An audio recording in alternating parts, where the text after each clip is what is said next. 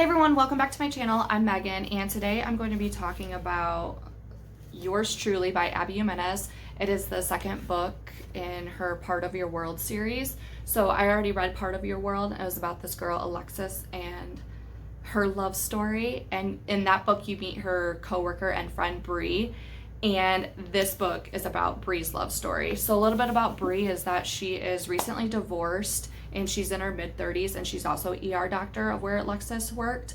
And one of the things that you learn in the previous book is that her brother has a kidney disease. So that's kind of how the beginning of the book starts. There is a new doctor coming to town, Dr. Jacob. He doesn't necessarily get the warmest of welcomes. A lot of people don't really like him. You learn very on that her brother's in the hospital. His condition is getting worse and they really need a kidney transplant. He's on the list for him, and so it's just basically a waiting game is what's happening. And so Dr. Jacob actually overhears Bree in the room with her brother, but he doesn't know that it's her brother. So one day they have a conversation, he finds out about it, and then he secretly decides to go to the director and said, like, hey, I want to get tested to see if I can be a kidney donor for Bree's brother, because he's kind of enamored by Bree. He just thinks she's so beautiful, but he has social anxiety, so he sometimes struggles interacting with her. And so he's like, I want it to be anonymous. He's like, I don't want the donors to know. I don't want anybody to know. One day, Bree went to the director's room to talk about something. The director accidentally slipped out that he was going to donate his kidney, Dr. Jacob was.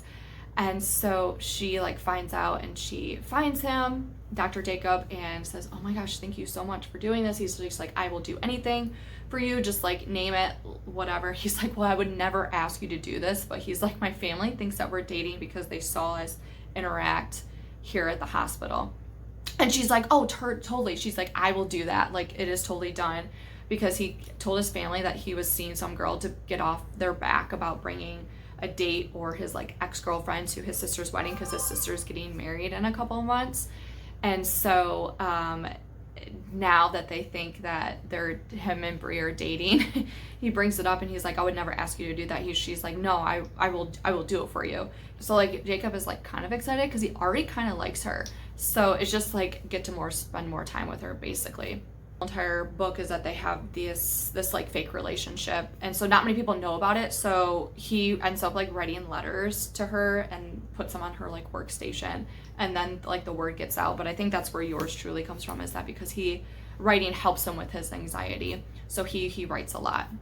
And then they go to different family events with each other or different things, and she handles him really well because he does struggle with social anxiety. So I really like the moments where she is there for him and she helps calm him down and everything.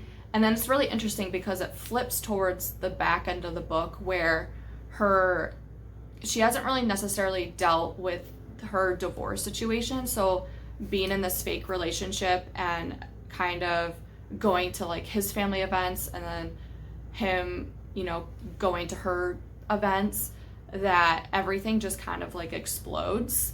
You kind of learn that she's kind of traumatized by her divorce, and I'm thinking the entire time, what are you doing? What are you doing? What are you doing? You're contradicting everything that you're helping him out. But then it's just she just hasn't dealt with any of it, so it just all comes out at once. So she finds out that his mom is actually a relationship author. It doesn't necessarily come out that they're in a fake relationship, but Jacob does go to his mom because he's like, I just don't think she likes me. Because she starts to push him away towards the end. She's like, I don't know if I can do this. Mom was just just keep showing up for her.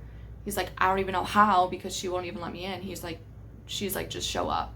And so he is so consistent about it. And his mom even said, she's like, well, she's dealing a lot with her divorce and the trauma and everything, but she will eventually see the consistency. She does see that towards the end, and it's funny because it's very similar to Alexis' story and Part of Your World, where Alexis was dealing with a 9-year age gap. The guy that she ended up marrying was 9 years younger than her. Even though they were at the same stages in life, they were just at different ages. And so one of the things that I was mad at the previous book was just Alexis, just let him take care of you. He's been so good to you.